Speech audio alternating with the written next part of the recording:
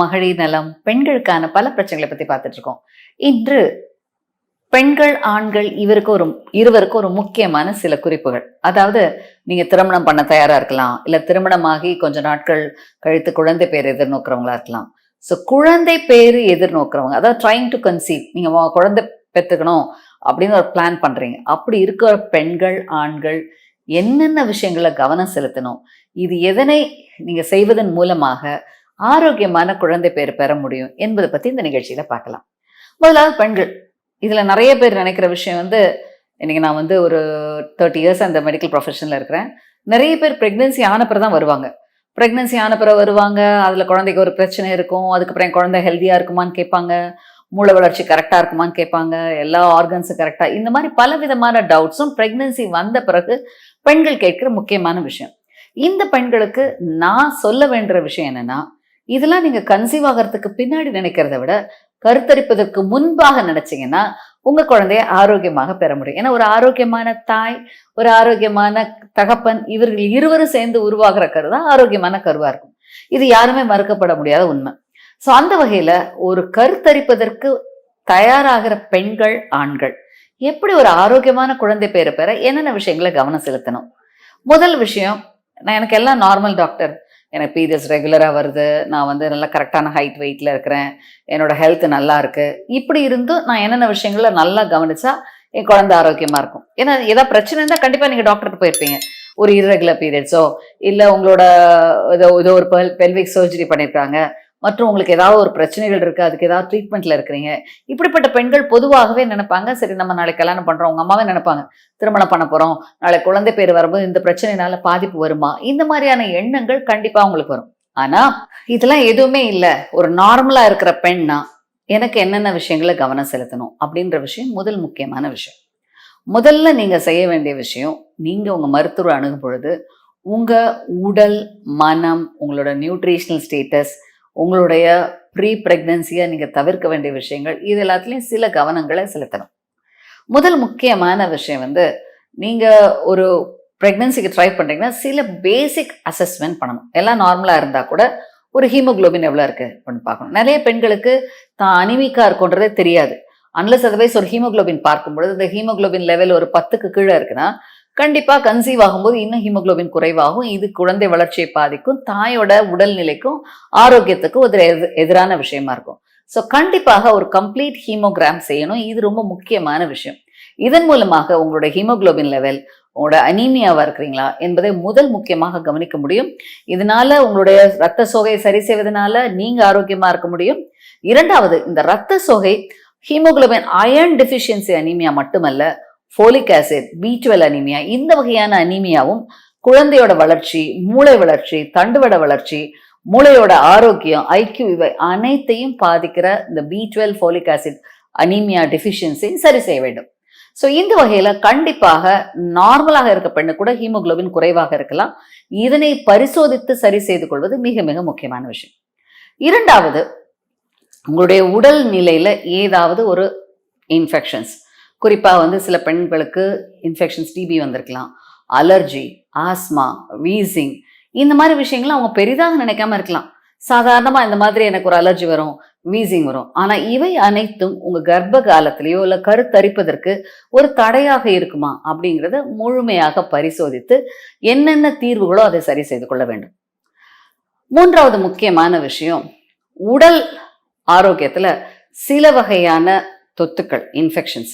So குறிப்பாக நம்ம அதாவது கருவுற்ற பெண்ணுக்கு எந்த பிரச்சனையும் இல்லாமல் சில நேரங்களில் ஏதாவது ஒரு தொத்துக்கள், முக்கியமாக ரூபெல்லாம் சொல்கிறோம், இந்த ஜெர்மன் மீசல்ஸ், இந்த இன்ஃபெக்ஷன்ஸ் வருகிற பெண்களுக்கு, குழந்தைகளுக்கு மூளை வளர்ச்சி, கண் பார்வை இல்லாமல் போகிறது, காது கேட்காம போகிறது, ஹார்ட்ல குறைபாடோட வருவது, இவை அனைத்தும் மிக மிக முக்கியமான விஷயமா இருக்கும்.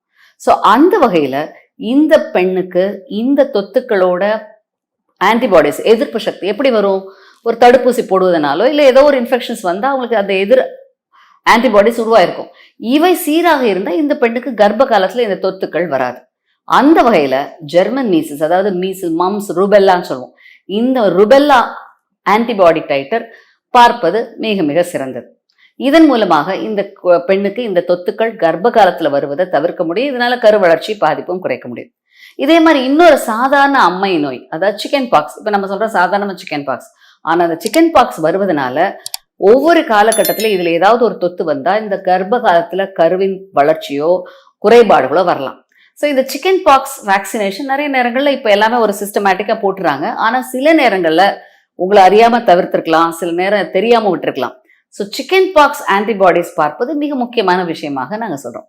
இதன் மூலமாக உங்களுக்கு இந்த அம்மை நோய்க்கான எதிர்ப்பு அணுக்கள் நம்மகிட்ட இருந்தா கண்டிப்பாக கர்ப்ப காலத்துல இந்த வகையான தொத்துக்கள் வராது. ஏன்னா நிறைய நேரங்கள் இப்ப சம்மர் வந்துருச்சு, நிறைய சிக்கன் பாக்ஸ் வரும், குழந்தைகளுக்கு வரும், அடல்ட்ஸ்க்கு வரும், அடலசன்ஸ்க்கு வரும். இவங்க யாராவது உங்க வீட்டுல இருந்தா உங்களுக்கு கர்ப்பிணிகளுக்கு தொத்து வரலாம்.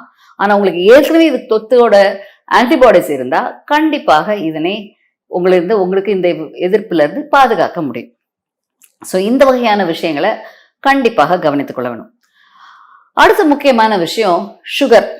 பொதுவா நம்ம எங்க வீட்டுல யாருக்குமே சுகர் இல்லை டாக்டர்மோ, ஆனா உங்க தாத்தா பாட்டிக்கு சுகர் இருந்தா கர்ப்ப காலத்துல ஜெஸ்டேஷனல் டயபெட்டிஸ் வரலாம்.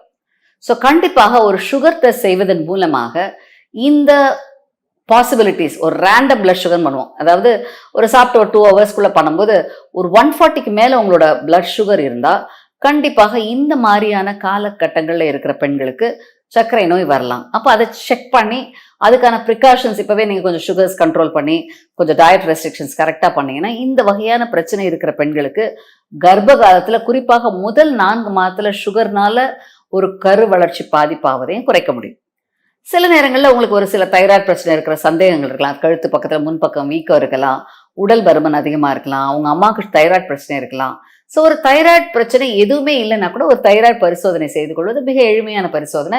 இதன் மூலமா ஏதாவது பிரச்சனை இருக்கிறதா இல்லையா, நம்ம கன்சீவ் ஆகும்போது தைராய்டு டிமாண்ட் அதிகமாகும், அந்த காலகட்டத்தில் இது ஒரு குறைவு ஏற்பட்டு இதனால இந்த கரு வளர்ச்சிக்கு ஒரு பாதிப்பு ஏற்படக்கூடாது.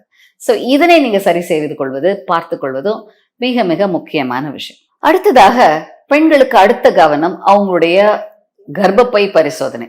பொதுவாக உங்க பீரியட்ஸ் ரெகுலரா இருக்கு, எந்தவித ப்ராப்ளம் இல்லை, ஒரு வயிறு டிஸ்சார்ஜோ அடிவயிறு வலியோ இல்லை மாதவிலக்கு வரும்பொழுது ரொம்ப பெயினோ இந்த மாதிரிலாம் எந்த ப்ராப்ளம் இல்லாவிட்டால் பொதுவாக கருத்தரிப்பதற்கு எந்த பிரச்சனையும் இருக்கிறது இல்லை. ஆனா இதற்கு மேற்பட்ட சில நேரங்களில் உங்களுக்கு ஏதாவது பிரச்சனைகள் இருந்தா, இரெகுலர் பீரியட்ஸோ இல்ல பீரியட்ஸ் டைம்ல சிவியர் பெயினோ அல்லது வெள்ளைப்படுதலோ அல்லது உங்களுடைய கர்ப்பப்பையில ஏதாவது ஒரு அறுவை சிகிச்சை செய்திருந்தாங்களோ இந்த மாதிரியான ஏதாவது ஒரு ப்ரொசீஜர்ஸ் ஏற்கனவே செஞ்சிருந்தாங்கன்னா கண்டிப்பாக திருமணத்திற்கு முன்போ இல்ல கருத்தரிப்பதற்கு ட்ரை பண்ணும் பொழுது இதனை முறையாக பரிசோதித்து ஏதாவது பிரச்சனை இருக்கிறதா என்பதை சரி செய்து கொள்ளுங்க. இதெல்லாம் உங்களோட உடல் ரீதியாக ஹெல்தியாக இருப்பதற்கு ஒரு முக்கியமான அடிப்படையான விஷயம் இருக்கும். இதுல முக்கியமாக ஒரு விஷயம் நான் சொல்ல விரும்புறது என்னன்னா, ஜெனட்டிக் ஸ்கிரீனிங். இந்த ஜெனட்டிக் ஸ்கிரீனிங் என்பது பல நேரத்துல நம்ம இதை பெருசா நினைக்கிறது இல்லை. இன்னைக்கும் ஒரு சாதாரண திருமணம் செய்யற யாரும் இதை பத்தி யோசிக்கிறது இல்லை. ஆனா சில வியாதிகள், சில விதமான நோய்கள், ஜெனட்டிக் ப்ராப்ளம் வழி வழியாக குடும்பங்கள்ல வரலாம். குறிப்பாக நீங்க ஒரு சொந்தத்துல திருமணம் செய்றீங்க, உங்க அத்தை பையனை செய்றீங்க, இல்ல உங்க மாமா பொண்ணை செய்றீங்க, இல்ல உங்களுடைய ஒரு செகண்ட் டிகிரி, செகண்ட்னா உங்களுடைய ஒன்று விட்ட அப்படிப்பட்ட ஒரு குடும்பம் நெருங்கின உறவுகளோ இல்ல அடுத்த சுத்துவான சொந்தங்கள்ல திருமணம் செய்தா கூட வழி வழியான ஏதாவது ஒரு வியாதிகள் 3 தலைமுறைக்கு இருக்கிறதான்றத பார்க்கணும். அப்படி ஒருவேளை அந்த மாதிரி இருந்தா அதற்கான சில பரிசோதனைகள் செய்து கொள்வது மிக மிக சிறந்தது. இதுல குறிப்பாக நான் சொல்ல விரும்புறது என்னன்னா, நம்ம நாட்டை பொறுத்த வரைக்கும் இந்த பிளாக் பீப்புள், அதாவது ஆப்பிரிக்கன் ஏஷியன்ஸ்ல இருக்கிற ஒரு விஷயம் சிக்கல் செல் அனிமியா. அஃப்கோர்ஸ் நம்மளோட தமிழ்நாட்டில் இது ரொம்ப கம்மி, ஆனா இன்னும் வடநாடுகள்லையும் சில ஈஸ்டர்ன் கண்ட்ரீஸ்லயும் இந்த சிக்கல் செல் அனிமியா ரொம்ப காமன். இந்த சிக்கல் செல் அனிமியா இருக்கிற பெண்கள் கருத்தரிக்கும் பொழுது இந்த சிக்கல் செல் ரேட் அந்த குழந்தைகளுக்கு போகும் பொழுது இந்த கரு வளர்ச்சி பாதிப்பும் கரு குறைபாடோட பிறப்பதற்கான வாய்ப்புகளும் அதிகம். இதெல்லாம் எந்தவித வெளிப்பாடோட இருக்காது. ஒரு சிக்கல் ப்ராப்ளம் ட்ரேட் இருக்கிறதா என்பது வழிமுறைகள்ல பிரச்சனை இருந்தா கண்டிப்பாக பார்க்கணும். அதுக்கு அடுத்து சில கிரைட்டீரியா, அந்த ஜூவிஷ் பீப்புள் எல்லாம் அவங்க சொல்லுவாங்க டேசாக்ஸ் டிசீஸ் சொல்லுவாங்க. அந்த டேசாக்ஸ் டிசீஸ் நரம்புகளை பாதிக்கிற ஒரு ஜெனட்டிக் டிசீஸ். இதெல்லாம் கண்டிப்பாக ஜூவிஷா இருந்தா அவங்களாம் எல்லாரும் அதை பரிசோதித்து எவ்வளவு பாசிபிலிட்டிஸ் இருக்கிறது என்பதை தெரிஞ்சுதான் திருமணமே செய்யறாங்க. ஸோ இந்த வகையில நீங்க நெருங்கிய உறவுகள்ல திருமணம் செய்வதை தவிர்க்கணும். ஒருவேளை தவிர்க்க முடியாம திருமணம் நடந்தா இந்த மாதிரியான வியாதிகள் 3 தலைமுறையில இருக்கிறதா என்பதை தெரிஞ்சு அதற்கான வெளிப்பாடுகளுக்கான பரிசோதனை கண்டிப்பா பண்ணணும். இதுக்கு அடுத்து இப்ப நம்ம ஜெனட்டிக் டெஸ்ட் பார்த்துட்டோம், ஒரு ஜெனரல் கைனக் செக்அப் பார்க்குறோம், உடல் ரீதியான நான் விஷயங்களுக்கு என்னென்ன பார்க்கணும்னு சொல்லியிருக்கிறேன். குறிப்பாக நீங்க இன்னும் கவனிக்க வேண்டிய விஷயம், வாழ்க்கை முறைகள்ல மாற்றங்கள் நான் ஏதாவது செய்யணுமா? இதுல முக்கியமான ஒரு விஷயம் எல்லாருக்கும் தெரியும், ஹைட்டுக்கு ஏத்த வெயிட் இருக்கணும், எக்ஸசைஸ் பண்ணணும், ஹைட் வெயிட் பார்த்து அதை மெயின்டைன் பண்ணணும். இதெல்லாம் நிறைய பேருக்கு தெரியும். ரொம்ப எடை குறைவாக இருப்பது நல்லதில்லை. பலரும் கேட்டீங்கன்னா பிஎம்ஐ ரொம்ப லோவா இருப்பாங்க, அவங்களுக்கும் கருத்தரிக்கும் பொழுது அதற்கென்று சில பிரச்சனைகள் வரும்.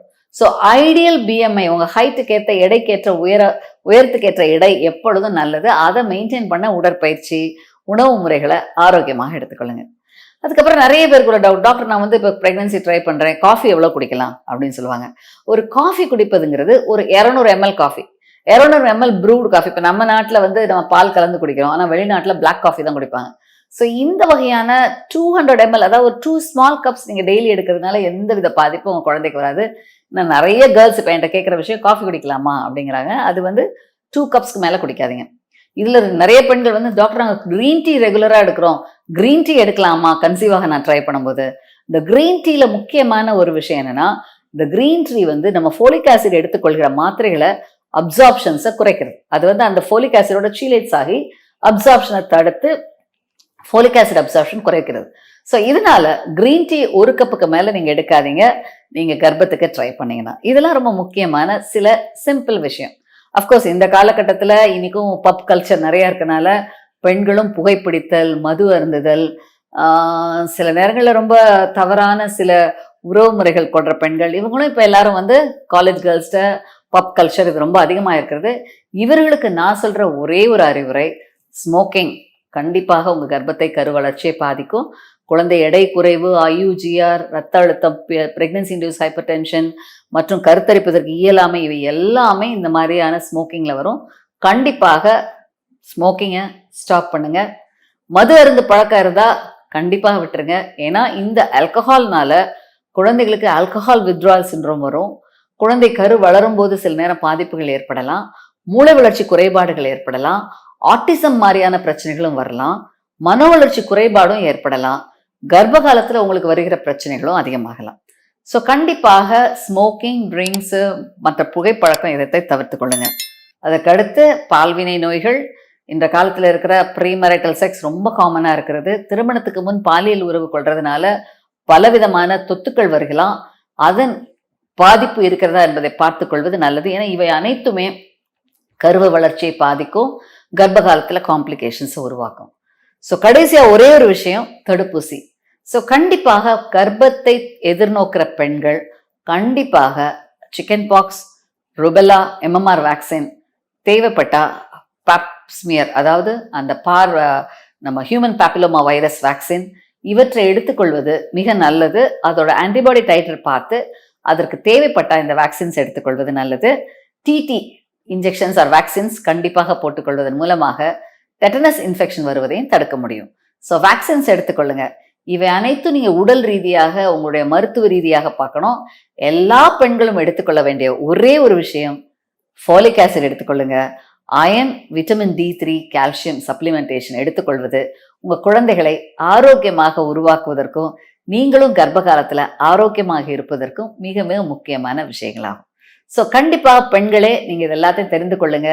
ஆரோக்கியமான குழந்தை பேறு பெற, ஆரோக்கியமான கர்ப்ப காலத்திலே சந்தோஷமாக இருக்க, இவை அனைத்தையும் கவனத்தில் கொண்டு நடைமுறையில் பயன்படுத்துங்க.